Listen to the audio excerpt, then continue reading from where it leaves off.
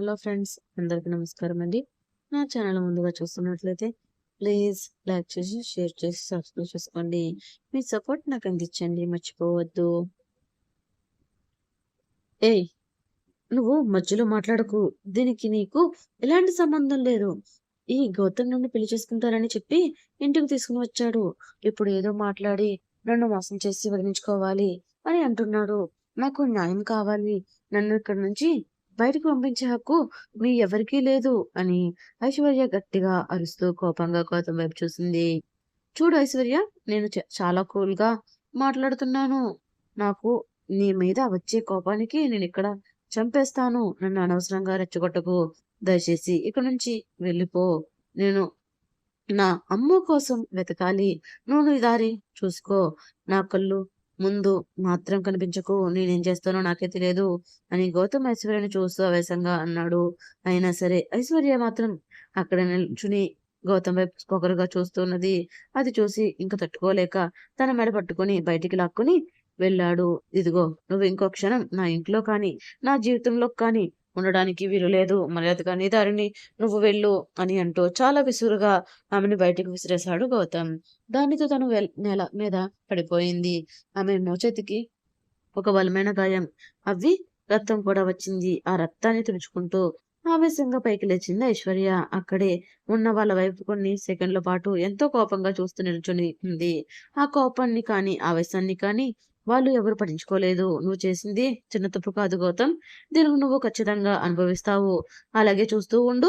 ఈ ఐశ్వర్య ఏం చేస్తానో మీ అందరినీ నాశనం చేస్తాను అని వాళ్ళ మొహాలు చూస్తూ చిటిక వేసి వార్నింగ్ ఇచ్చి అక్కడి నుంచి ఆవేశంగా వెళ్ళిపోయింది ఐశ్వర్య. ఇంతలో గౌతమ్కి సడన్ గా మల్లిక గుర్తు వచ్చింది. వెంటనే పరిగెత్తుకుంటూ వెళ్ళి టేబుల్ మీద ఉన్న తన ఫోన్ తీసుకుని మల్లికకి ఫోన్ చేశాడు. మల్లిక వెంటనే గౌతమ్ ఫోన్ లిఫ్ట్ చేసింది. హలో గౌతమ్ గారు, చెప్పండి అని కూల్ గా అడిగింది. హలో మల్లిక, శృతిని దగ్గరికి ఏమైనా శృతి వచ్చిందా అని కంగారు పడుతూ అడిగాడు గౌతమ్. లేదు సార్, నా దగ్గరికి రాలేదు. ఏం జరిగింది? ఆవిడ బాగానే ఉన్నారా అని కంగారు పడుతూ అడిగింది మల్లిక. లేదు, అంతా బాగానే ఉంది, కానీ ఇప్పుడు తను ఇంట్లో లేదు. ఎక్కడికి వెళ్ళిందో తెలియడం లేదు. ఒకవేళ తను నీ దగ్గరికి ఏమైనా వచ్చిందా తెలుసుకోవడానికి నీకు ఫోన్ చేశాను అని చెప్పాడు గౌతమ్. లేదు సార్ అని అంటూ కాస్త తడబడింది మల్లిక. సరే, నేను ఒక విషయం అడుగుతాను, దానికి సమాధానం చెప్పు అని అడిగాడు గౌతమ్. అడగండి సార్, ఏమైంది అని కొంచెం వెనకడుగు వేస్తూ అడిగింది మల్లిక. శృతి ప్రెగ్నెంట్ అని నీకు ముందే తెలుసా అని అడిగాడు గౌతమ్. గౌతమ్ అడిగిన ప్రశ్నకి కాసేపు సైలెంట్ గా ఉండిపోయింది మల్లిక. చూడు మల్లిక, నువ్వు నాకు అబద్ధం చెప్పవు అని నమ్ముతున్నాను. దయచేసి నా ప్రశ్నకి సమాధానం చెప్పు. శృతి ప్రెగ్నెన్సీ గురించి నీకు ముందే తెలుసు అని ఈసారి కాస్త గట్టిగా అడిగాడు గౌతమ్. అతని ఆవేశం చూసి నిజం చెప్పకపోతే అతను మరింత కోపపడతాడు అని కాస్త భయంతో నోరు విప్పింది మల్లిక. అవును సార్ అని తడబడుతూ చెప్పింది మల్లిక. మరి నీకు తెలిసింది కదా, నా దగ్గర ఎందుకు దాచావు? ఈ విషయం నీకు ఎప్పుడు దాచకుండా నాతో నిజం చెప్పు అని గట్టిగా అడిగాడు గౌతమ్. నాకు ఆవిడ మీ ఇంట్లో ఉన్నప్పుడు తెలుసు అని కంగారు పడుతూ సమాధానం చెప్పింది మల్లిక. ఏంటి, ఇంతకు ముందే ఈ విషయం నీకు గురించి తెలుసు, ఇప్పుడు నాతో ఎందుకు చెప్పలేదు అని చాలా ఆవేశంగా అడిగాడు గౌతమ్. సా ఇందులో నేను చేసింది ఏమీ లేదు. శృతి గారు మీకు చెప్పొద్దు అని బ్రతిమలాడారు. ఈ విషయం ఎవరికి తెలియకూడదు అని ఆవిడ సీక్రెట్ గా ఉంచారు. పైగా మీరు ఐశ్వర్య మేడంతో ఉన్నారు కదా, అందుకే మీకు చెప్పే అవకాశం రాలేదు అని చెప్పింది మల్లిక. మల్లిక మాటలు విన్నాక గౌతమ్ ఆవేశంగా ఫోన్ కట్ చేశాడు. అతనికి శృతి మీద చాలా కోపం వచ్చింది. ఎలాగైనా తను ఎక్కడుందో కనుక్కోవాలి అనుకున్నాడు. వెంటనే తను కారు తీసి తన కోసం వెతకడానికి వెళ్ళాలి అనుకున్నాడు. అప్పుడే అతనికి ఎవరైనా డిటెక్టివ్ హెల్ప్ తీసుకుంటే మంచిది అనిపించింది. అప్పుడే శృతి గురించి మొత్తం ఎంక్వైరీ చేసి తెలుసుకోవచ్చు అని ఒక డిటెక్టివ్ కి శృతి కోసం చెప్పి కాస్త టైం ఇచ్చాడు గౌతమ్. అతను శృతి కోసం ఆలోచిస్తూ ఉండగా సరిగ్గా ఆ టైంకి గౌతమ్ కి డిటెక్టివ్ నుంచి ఫోన్ వచ్చింది. హలో సార్, మేము మీ వైఫ్ గురించి మొత్తం ఇన్ఫర్మేషన్ తెలుసుకున్నాము. దాని తాలూకు వివరాలు అన్ని మీకు ఒక ఫైల్ ఇచ్చేసి పంపించాము. ఒకసారి అది మీరు చూడండి అని చెప్పారు ఆ డిటెక్టివ్. ఇప్పుడు నాకు అవన్నీ చూసి అంత టైం లేదు. మీకు తెలిసిన ఇన్ఫర్మేషన్ ఏంటో నాకు ఇప్పుడే వివరంగా చెప్పండి అని చాలా కంగారు పడ్డాడు. అడిగాడు గౌతమ్. అసలు అతను ఏం చెప్తాడు అని ఆతృతగా ఇంట్లో వాళ్ళందరూ ఎదురు చూస్తున్నారు. సార్, మీ వైఫ్ పేరు మిస్ శృతి మెహతా. వాళ్ళ ఫ్యామిలీకి ఆమె ఏకైక వారసురాలు. వాళ్ళ అమ్మా, నాన్న చిన్నప్పుడే చనిపోయారు. అయితే దాని తర్వాత ఆమె ఆ ఊరిని వదిలిపెట్టి తన ఫ్రెండ్ దగ్గరికి వచ్చి తనతో పాటు చాలా కాలంగా కలిసి ఉంది. తన ఫ్రెండ్ మంజుతో పాటు కాలేజ్ చదువు పూర్తి చేసింది. కానీ ఒకరోజు అనుకోకుండా మంజుతో పాటు వాళ్ళ ఫ్యామిలీ కనిపించకుండా మిస్ అయిపోయారు. అప్పుడు శృతి వాళ్ళ కోసం ఎంతగానో వెతికింది. అయినా సరే వాళ్ళు అచ్చుకి మాత్రం దొరకలేదు. దాంతో ఆమెకి ఎక్కడికి వెళ్ళాలో అర్థం కాలేదు అని శృతి గతం గురించి చెప్పడం స్టార్ట్ చేశాడు డిటెక్టివ్. అక్కడి వరకు విన్న గౌతమ్, ఆ తర్వాత ఆమె ఎక్కడికి, ఎలా వచ్చింది అని ఆశ్చర్యంగా అడిగాడు. ఆవిడిక్కడికి ఎలా వచ్చారో మాకు తెలియదు. వాళ్ళు ఫ్యామిలీకి సంబంధించి ఏదైనా పని మీద ఇక్కడికి వచ్చి ఉండొచ్చు అని అనుకున్నాను. మిస్ అయిన శృతి ఫ్రెండ్ మంజు గురించి మాకు ఇప్పటి వరకు ఎలాంటి ఇన్ఫర్మేషన్ దొరకలేదు. మరో ఇంపార్టెంట్ న్యూస్ ఏమిటంటే శృతి వాళ్ళ ఫ్యామిలీ ఇండియాలోనే చాలా రిచ్ ఫ్యామిలీ. వాళ్ళకి ఇండియాలోనే కాదు వేరే దేశాల్లో కూడా చాలా కంపెనీలు ఉన్నాయి. వాటికి సీఈఓగా మిస్టర్ విక్రమ్ వర్మ చాలా కాలంగా పనిచేస్తున్నారు. ఇక్కడ మేము షాక్ అయిన విషయం ఏమిటంటే ఆ విక్రమ్ వర్మ శృతి గారికి బలవంతంగా నిశ్చితార్థం జరిగింది అని విక్రమ్ గురించి కూడా అసలైన వివరాలు చెప్పాడు డిటెక్టివ్. అప్పుడే గౌతమ్‌కి విక్రమ్ ఎవరు పూర్తిగా అర్థమైంది. నాకిప్పుడు అర్థమైంది. నా శృతిని ఆ విక్రమ్ వర్మ బలవంతంగా తీసుకుని వెళ్ళి ఉంటాడు. తను ఖచ్చితంగా వాడితోనే ఉండి ఉంటుంది. అంతేకాదు వాడు నాకు తెలియకుండా పెద్ద ప్లాన్ వేసి ఒక పెద్ద ప్రాజెక్ట్ నాకు ఇప్పిస్తాను అని మాయమాటలు చెప్పి ఇలా శృతిని నా నుంచి వేరు చేశాడు. బ్లడ్ షీట్ అని ఆవేశంగా తన పిడికిలి బిగించి గోడను గుద్దుతూ అన్నాడు గౌతమ్. సార్ ఇక్కడ మీకు తెలియకుండా ఇంకో విషయం జరిగింది. ఇప్పుడు జరిగిన పార్టీలో మీరు తాగిన డ్రింక్స్‌లో డ్రగ్స్ మిక్స్ చేసినది ఎవరో మేము కనిపెట్టాం. ఐశ్వర్య గారికి సంబంధించిన మనిషి. ఆ రోజు పార్టీలో అందరూ తాగే డ్రింక్‌లో ఆ రోజు డ్రగ్స్ కలిపారు అన్న ఇన్ఫర్మేషన్ ఉంది. కానీ అది దాని గురించి ఇంకా పూర్తి ఇన్ఫర్మేషన్ కోసం మేము చాలా ఇన్వెస్టిగేషన్ చేస్తున్నాను. మాకు దాని గురించి ఏమాత్రం చిన్న క్లూ దొరికినా మీకు వెంటనే ఇన్ఫర్మేషన్ చేస్తామని డిటెక్టివ్ మొత్తం అతను కనిపెట్టిన విషయం వివరంగా చెప్పాడు గౌతమ్‌కి. ఇప్పటి వరకు ఎన్నో అనుమానాలతో ఉన్న గౌతమ్‌కి ఒక్కసారిగా చుక్కలన్నీ విడిపోయినట్లు అనిపించింది. ఇంతకుముందు గౌతమ్ శృతి డైరీలో రాసుకున్న విషయాలు చదివాడు. ఒకసారి వాటిని పట్టుకొని పోల్చడం స్టార్ట్ చేశాడు. అప్పుడే మాల్‌లో జరిగిన సంఘటన అతనికి కళ్ళ ముందు కదిలింది. అక్కడ శృతి మీద మర్డర్ అటెంప్ట్ చేసినది కూడా ఐశ్వర్య అయ్యి ఉంటుంది అని అనుకున్నాడు. అవన్నీ ఇంకా నేను చూసుకుంటాను. ఇప్పుడు మీరు నాకు చాలా హెల్ప్ చేశారు. దీనికి మీకు చాలా థాంక్స్. ఆ డిటెక్టివ్‌కి థాంక్స్ చెప్పి కాల్ కట్ చేశాడు గౌతమ్. అక్కడ జరిగిందంతా విన్నాక గౌతమ్ వాళ్ళ తాత ఆలోచిస్తూ ముందుకు వచ్చాడు. చూడు గౌతమ్, నేను ఆ మహతా ఫ్యామిలీ గురించి చాలా విన్నాను. వాళ్ళు మనకన్నా 100 రెట్లు పెద్దవాళ్ళు. వాళ్ళకి రాజకీయ పరిచయాలు కూడా ఎక్కువగానే ఉన్నాయి. అయినా అంత పెద్ద ఫ్యామిలీలో పుట్టి పెరిగిన అమ్మాయి ఆ చోటును వదిలి ఇక్కడికెందుకు వచ్చింది? అని అనుమానంగా అడిగాడు తాతయ్య. అదే నాకు కూడా అర్థం కావడం లేదు తాతయ్య. నేను అనుకుంటున్నది నిజమే. ఆ విక్రమ్ నా శృతిని తనతో పాటు తీసుకుని వెళ్ళి ఉంటాడు. నేను ఇప్పుడే ఢిల్లీకి బయలుదేరుతాను. ఎలాగైనా సరే నా అమ్ముని నాతో పాటు తీసుకుని వస్తాను. ఎంతో బాధగా అన్నాడు గౌతమ్. గౌతమ్ పడే బాధని చూస్తూ ఉండలేక, గౌతమ్ నీతో పాటు నేను కూడా వస్తాను అని అతడి మొహంలోకి చూస్తూ అడిగాడు విజయ్. సరే అని తల ఊపి బయటకు బయలుదేరాడు గౌతమ్. అతని వెనకాలే నేను కూడా వస్తాను అని అంటూ సతీష్ కూడా బయలుదేరాడు. అలా వాళ్ళు ముగ్గురు కలిసి సుధిని వెతకడానికి ఢిల్లీకి ప్రయాణమయ్యారు. ఇక్కడ ఒక నిమిషం కూడా టైం వేస్ట్ అవ్వకూడదు. వాళ్ళ ముగ్గురు ఆ రోజు ఢిల్లీకి వెళ్ళే ఫ్లైట్ టికెట్లు బుక్ చేసుకుని వెంటనే ఫ్లైట్ ఎక్కేశారు. గౌతమ్ ఇంకా విజయ్ ఫ్లైట్‌లో పక్కపక్కనే కూర్చొని ఉన్నారు. కానీ వాళ్ళ పెద్దగా ఏమీ మాట్లాడుకోలేదు. గౌతమ్ శృతి గురించి ఆలోచిస్తూ కన్నీరు పెట్టుకున్నాడు. అతని బాడీ ఫ్లైట్‌లో ఉన్న మనసు మాత్రం శృతి దగ్గర ఉంది. ఆ రోజుల్లో వాళ్ళు కలుసుకున్న రోజులు గుర్తుకు చేసుకుంటూ చాలా ఎమోషనల్ అయ్యాడు. ఐశ్వర్య లవ్‌ని ఒప్పుకున్న తర్వాత వాళ్ళిద్దరూ కలిసి సిటీలో హ్యాపీగా తిరిగారు. ఐశ్వర్యతో పాటు గౌతమ్‌ని చూడడానికి శృతి కూడా 1, 2 సార్లు వచ్చింది. ఒకరోజు ఐశ్వర్య గౌతమ్‌ని డిన్నర్‌కి రమ్మని రెస్టారెంట్‌కి పిలిచింది. గౌతమ్ ఐశ్వర్య మాట విని రెస్టారెంట్‌కి వెళ్ళాడు. అప్పుడు ఐశ్వర్యతో పాటు శృతి కూడా అక్కడికి వచ్చింది. ఏ ఐశ్వర్య, ఇప్పుడు నన్నెందుకు పిలిచావు? అని ఆశ్చర్యంగా అడిగాడు. అలా పక్కనే ఉన్న శృతిని చూశాడు. గౌతమ్ ఆమెని తనతో పాటు ఎందుకు తీసుకుని వచ్చింది ఐశ్వర్య అని తన మనసులో అనుకుంటూ కాస్త ఇబ్బందిగా ఫీల్ అయ్యాడు గౌతమ్ ఈరోజు శృతి బర్త్‌డే. అందుకే ఈ ప్లాన్. ఒకసారి నిన్ను కూడా కలిసినట్లుంటుంది కదా! అలా డిన్నర్‌కి ఇన్వైట్ చేశాను అని నవ్వుతూ చెప్పింది ఐశ్వర్య. అది విని గౌతమ్ కాస్త ఇబ్బంది పడ్డాడు. శృతి బర్త్‌డే అని తెలుసుకుని తనకి విష్ కూడా చేయలేదు గౌతమ్. ఇంకా ఐశ్వర్య నవ్వుకుంటూ మాట్లాడుకుంటున్నారు. వాళ్ళని చూస్తూ శృతి మనసులో బాధ అగ్నిగా మండింది. కానీ తన కళ్ళ ముందు నవ్వుతూ ఉన్న గౌతమ్‌ని చూసి ఆమె దాన్ని మర్చిపోయింది. శృతి చూపులు గమనించిన గౌతమ్, ఈ అమ్మాయి ఎందుకు నన్ను అదే పనిగా చూస్తుంది? తన కళ్ళు చూస్తూ ఉంటే ఆ చూపులు తప్పుగా ఉన్నాయి. తన ఫ్రెండ్‌కి లవర్‌ని అని తెలిసి కూడా ఎవరో మరో ఉద్దేశంతో నన్ను ఆలోచిస్తుంది అని మనసులో శృతి గురించి తప్పుగా అనుకున్నాడు గౌతమ్. ఆ తర్వాత ఒకరోజు వై వైరల్ ఫీవర్ వల్ల ఐశ్వర్య హాస్పిటల్‌లో ఉంది. ఐశ్వర్య పరిస్థితి తెలుసుకున్న గౌతమ్ తనని చూడడానికి హాస్పిటల్‌కి వచ్చాడు. ఫ్రెండ్‌ని చూసుకుంటూ శృతి కూడా హాస్పిటల్‌లోనే ఉంది.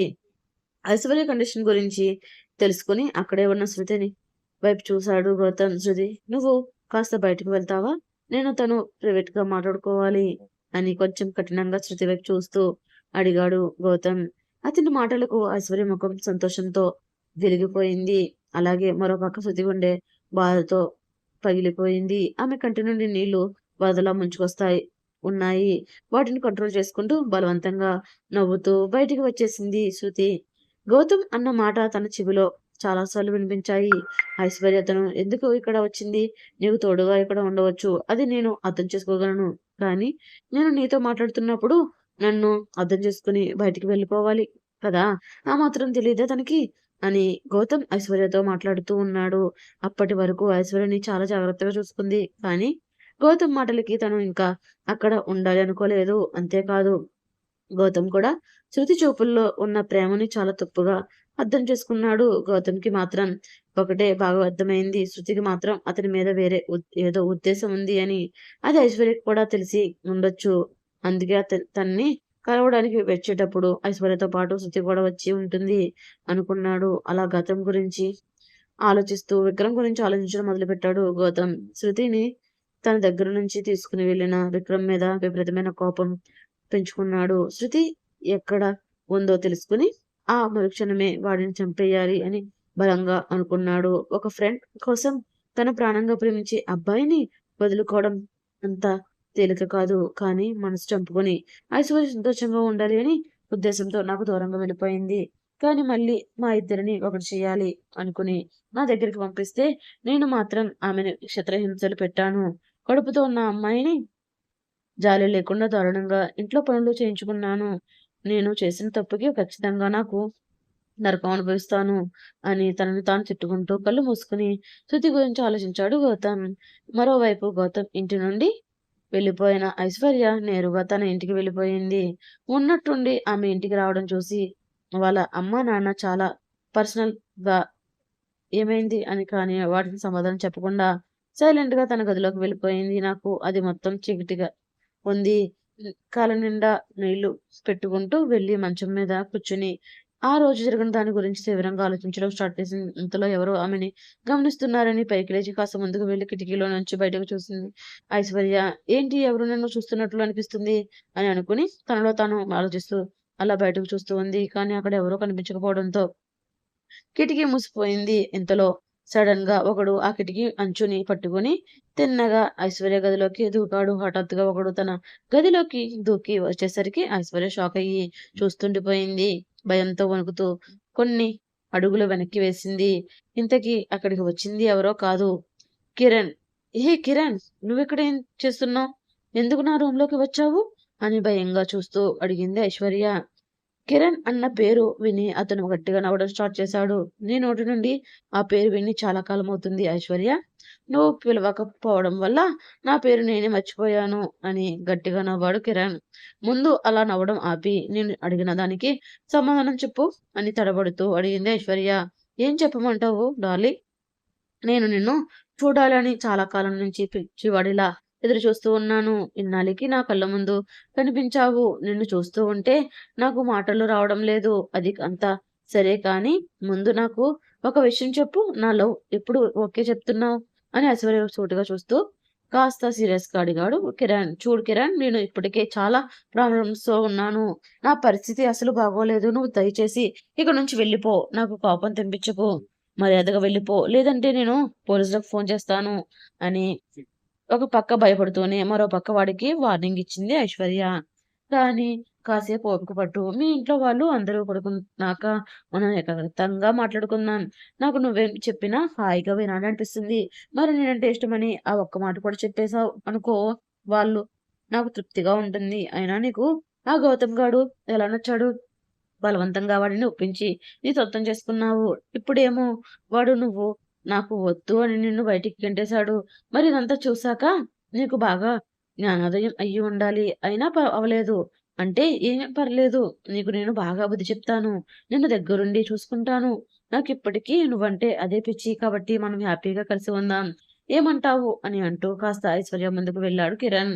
అతని మాటలకి ఐశ్వర్యకి చాలా కోపం వచ్చింది. కానీ తను ఉన్న పరిస్థితుల్లో కోపడడం కాదు అనుకుని వాడు ఒక సైకో కిల్లర్ లాగా తన ముందు నుంచుని ఉండడం వల్ల కోపంగా మాట్లాడి అతన్ని రెచ్చగొట్టకూడదు అని ఐశ్వర్యకి బాగా అర్థమైంది. సరే కిరణ్, నువ్వు చెప్పింది నాకు అర్థమైంది. నువ్వు ఇప్పుడు వెళ్ళిపోమన్ మనం దీని గురించి రేపు మాట్లాడుకుందాం. నాకు ఆలోచించడానికి కొంచెం టైం ఇవ్వు అని కాస్త జాలిగా అడిగింది ఐశ్వర్య. లేదు, ఇప్పుడు నాకు అంత టైం లేదు. అసలు మ్యాటర్ ఏమిటో ఇప్పుడు తెలియాలి. నేను కానీ ఇప్పుడు ఇలా వదిలి వెళ్ళిపోతే రేపు మళ్ళీ ఏదో ఒకటి చేసి నా నుంచి తప్పించుకుంటావు. నేనివ్వను అని నీకో విషయం చెప్పనా?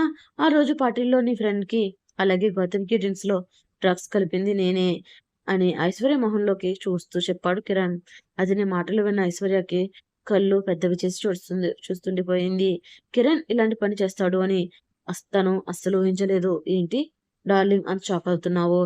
ఇది చాలా చిన్న మ్యాటర్. నీకోసం నేనేం చేయడానికైనా రెడీ. నువ్వు ఎప్పటికైనా నా ప్రేమని అర్థం చేసుకుంటావని నాకు తెలుసు. ఒకవేళ అర్థం చేసుకోకపోతే సరే, నీకు అర్థమయ్యేదే వరకు నేను వదిలిపెట్టను. అయినా నిన్ను ఆ గౌతంలాగా నేను మెడ పట్టుకొని బయటికి గెంటేయను అని క్రూరంగా నవ్వుతూ ఐశ్వర్య కళ్ళలోకి చూశాడు కిరణ్. వాడు చెప్పిన దాంట్లో వాస్తవం ఉంది అని ఐశ్వర్యకి అర్థమైంది. కానీ తన మనసులో గౌతమ్ మాత్రమే ఉన్నాడు. ఇప్పుడు ఐశ్వర్య బాగా ఆలోచించి ఒక ప్లాన్ వేసింది. ఏదో ఒకటి చేసి ఈ కిరణ్ గాడి ఆలోచనలు మళ్లించాలి అనుకుంటూ అప్పుడే కొంచెం ముందుకు జరిగి కిరణ్ కళ్ళలోకి చూసింది. నీ మాటలు వింటుంటే నేను చేసిందంతా ఎంత పెద్ద తప్పు అర్థమవుతుంది. కిరణ్, ఇప్పుడు చెబుతున్నాను విను. నేను నిన్ను ప్రేమిస్తున్నాను. కానీ ఒక విషయం చెప్తాను విను. వాళ్ళు నన్ను అవమానించి ఇంట్లో నుంచి గెంటేశారు. నాకు వాళ్ళ మీద పగ తీర్చుకోవాలి అని కడుపు రగిలిపోతుంది. నువ్వు దానికి నాకు సహాయం చెయ్యి. అంతా అనుకున్నట్లు జరిగిన తర్వాత మనం పెళ్లి చేసుకుందాము అని జాలిగా మొహం పెట్టి కిరణ్ వైపు చూస్తూ చెప్పింది ఐశ్వర్య. ఓహో! నువ్వు మళ్ళీ ఏదో ప్లాన్ వేస్తున్నావు. నీ తెలివితేటలు నా దగ్గర చూపించకు. ఇంత త్వరగా నీ మనసు మారిందంటే నేను నమ్మను అని అంటూ ఐశ్వర్య కళ్ళలోకి చూస్తూ అన్నాడు. నా మాట విని నన్ను గౌతమ్ మోసం చేశాడు. ప్రేమించిన వాళ్ళని దూరమైతే ఆ బాధ ఎలా ఉంటుందో నాకు తెలుసు. అలాంటిది నేను ఎలా నిన్ను మోసం చేస్తాను చెప్పు? నా మాటని విని నన్ను ఇలాంటి పరిస్థితుల్లో తీసుకువచ్చిన ఆ గౌతమ్‌ని, వాడి ఫ్యామిలీని వదిలిపెట్టకూడదు. నువ్వు నన్ను నిజంగా లవ్ చేస్తున్నావంటే నాకు ఇప్పుడు అర్థమైంది. నువ్వు నాకు ఈ ఒక్క విషయంలో హెల్ప్ చెయి.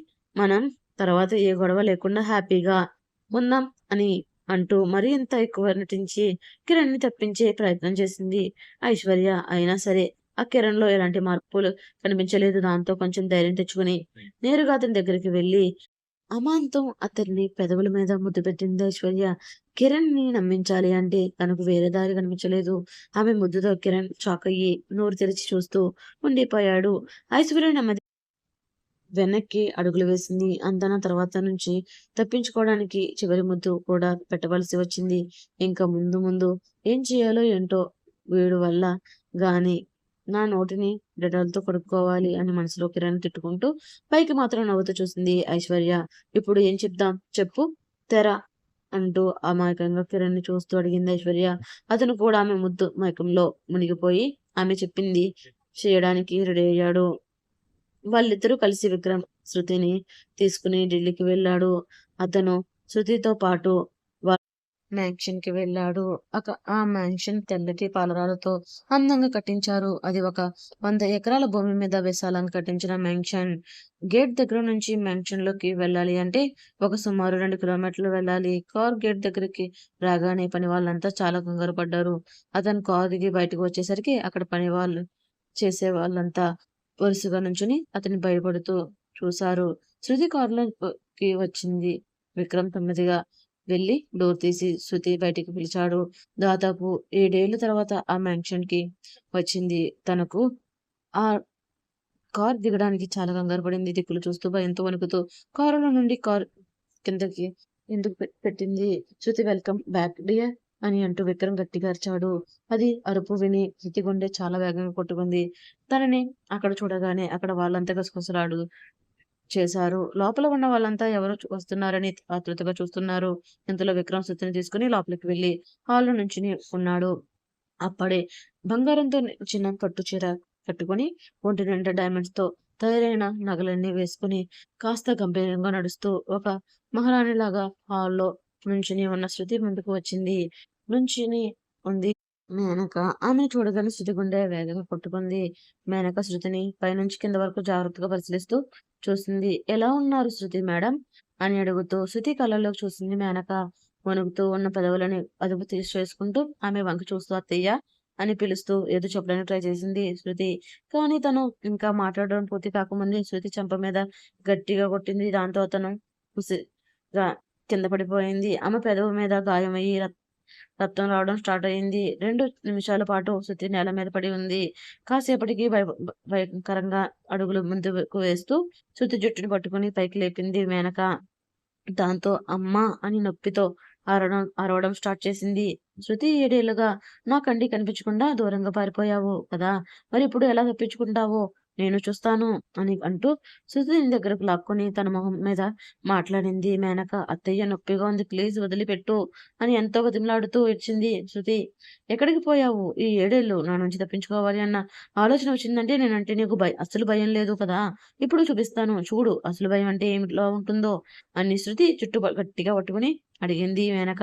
లేదు అత్తయ్య నేను ఎక్కడికి వెళ్ళను అని అంటూ ఎంతగానో ఏడ్చింది శృతి. శృతి ఏడుపు విని విక్రమ్ ముందుకు వచ్చాడు. అమ్మ తనని వదిలిపెట్టు అని కాస్త నెమ్మదిగా మేనక వైపు చూస్తూ అడిగాడు. దానికి మేనక సీరియస్‌గా ఒక చూపు చూడడంతో విక్రమ్ సైలెంట్ అయిపోయాడు. అప్పుడు మేనక మళ్ళీ శృతి వైపు చూసింది. ఏంటి మేడం నొప్పిగా ఉందా? ఆగు నీకు బాగా నచ్చిన చోటికి తీసుకుని వెళ్తాను అని అంటూ శృతి జుట్టు పట్టుకుని ఈడ్చుకుంటూ ఫస్ట్ ఫ్లోర్‌లో ఉన్న ఒక రూమ్‌లో లాక్కొని వెళ్ళింది మేనక. శృతిని చాలా విసురుగా ఆ గదిలోకి నెట్టి వెంటనే బయటికి వచ్చి ఆ గదికి తాళం వేసింది మేనక. ఆ చీకటి గదిని చూసి భయమేసి "అత్తయ్య ప్లీజ్ నాకు భయంగా ఉంది. నేను ఎక్కడికి పారిపోను" అని ఏడవడం స్టార్ట్ చేసింది శృతి. శృతి ఉన్న గదిలో స్పీకర్స్ ఉన్నాయి. వాటి నుంచి వస్తున్న సౌండ్స్‌కి తను చాలా కంగారు పడిపోయింది. అంతేకాదు ఎల్ఈడీ లైట్స్‌తో చాలా విచిత్రంగా డిజైన్ చేసింది. అంతేకాదు ఆ లైట్ చాలా భయంకరంగా ఉన్నాయి. దానితో వణికిపోయింది. అయినా సరే కనికరం లేకుండా తనని అలా ఒంటరిగా వదిలేసి వెళ్ళిపోయింది మేనక. "అత్తయ్య దయచేసి నన్ను వదిలిపెట్టు. నాకు భయం వేస్తుంది. నువ్వు చెప్పినట్టు చేస్తాను. నన్ను వదిలేయ్" అని ఎంతగానో ప్రాధేయపడింది. శృతి భయంతో ఏడుస్తూ చుట్టూ చూసింది. శృతి తన వంట కింద చెమటలు కారుతున్నాయి. ఏం చేయాలో తెలియక ఏడుస్తూ అక్కడే నేల మీద కూర్చుంది.